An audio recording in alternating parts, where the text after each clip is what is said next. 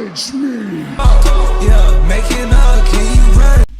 Allez, salut à tous et bienvenue sur InfoCatch. On est parti donc pour mes moments à retenir lors de cet épisode donc de Raw, donc du 13 avril 2026. Vous le savez, comme à mon habitude, je fais une sélection des moments qui ont été les plus importants lors de cette soirée et on en discute. Et honnêtement, je vais vous le dire tout de suite, je vais pas me faire chier comme la WWE. Ils se sont pas foulés, du coup je vais pas me fouler non plus. J'ai fait une sélection de deux moments qui ont été les plus importants parce que honnêtement, si ça c'est le Raw d'avant WrestleMania, qu'est-ce que sera le Raw d'après WrestleMania? Parce qu'honnêtement, franchement, c'était catastrophique.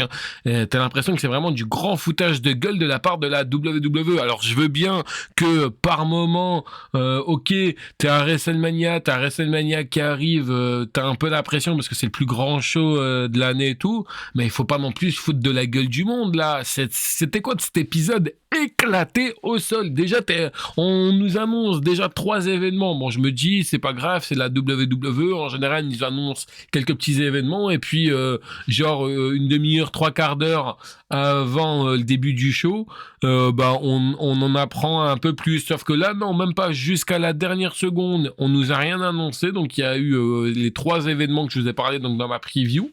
Et sur ces 3 événements-là, j'en ai retenu que 2 qui ont été les plus importants. Sinon, tout le reste, on s'est fait chier. C'était vraiment de la merde. Alors, encore une fois, bien entendu, c'est mon avis, c'est mon point de vue. On peut être d'accord ou non dans l'espace commentaire et on est là pour bien entendu débattre. Mais ce qui était le plus important pour moi en premier, c'est cette signature de contrat entre Oba Femi et Brock Lesnar. Déjà, pourquoi faire une signature de contrat? Faut m'expliquer pourquoi faire une signature de contrat alors que ce match est déjà officiel, quoi. Ça, déjà, voilà. Encore une fois, ça c'est la routine de la WWE qui sait pas quoi faire et ils nous font, tiens, ils vont se signer un contrat pour justifier leur présence. Non, c'est nul. On sait qu'ils ont déjà leur match. Tu signes pas que c'est comme si que demain on te dit tiens, t'es en CDI et on va te faire signer ton CDI. Tu vas dire c'est débile, je suis déjà en CDI, pourquoi tu veux me faire signer un CDI? Et là c'est exactement la même chose. C'est complètement débile. Donc avec la présence donc de Brock Lesnar, il se passera rien, même si Paul Heyman fait comme à son habitude le punch un maximum. C'est quand Oba Femi lui par contre qui va signer ce fameux contrat débile où là ça sera un peu plus intéressant parce que au moment où il va signer son contrat, on n'a pas Brock Lesnar mais Paul Heyman qui sera présent au niveau donc des abords du ring et il va nous dire que il n'a jamais vu quelqu'un être aussi acclamé par le public en la personne donc de Oba Femi. Il va uniquement que complimenter donc Oba Femi, mais pour Paul Heyman bien entendu Oba Femi est comme Brock Lesnar, c'est-à-dire aussi une bête conquérante, mais une bête qui va se faire conquérir du côté donc de WrestleMania. Et s'il a besoin après WrestleMania d'avoir de nouvelles opportunités, Oba Femi, la porte de Paul Heyman est grande ouverte et on a Oba Femi qui va répondre que du côté donc de WrestleMania,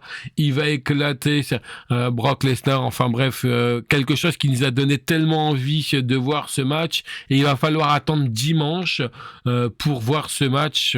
Ça aussi franchement c'est un truc qui me gonfle et c'est l'un des seuls matchs que j'attends le plus de ce WrestleMania. Et honnêtement franchement la promo donc de Oba Femi m'a énormément plu, j'ai adoré. Mais là honnêtement franchement je vous jure j'en peux plus du tout, j'ai vraiment envie c'est de vite tourner cette vidéo et de passer à autre chose. J'espère que vous m'en voudrez pas. Et donc concernant pareil le face à face opposant Gunther et Seth Rollins qui va poser la question que tout le monde se pose: pourquoi tu m'as attaqué, pourquoi moi?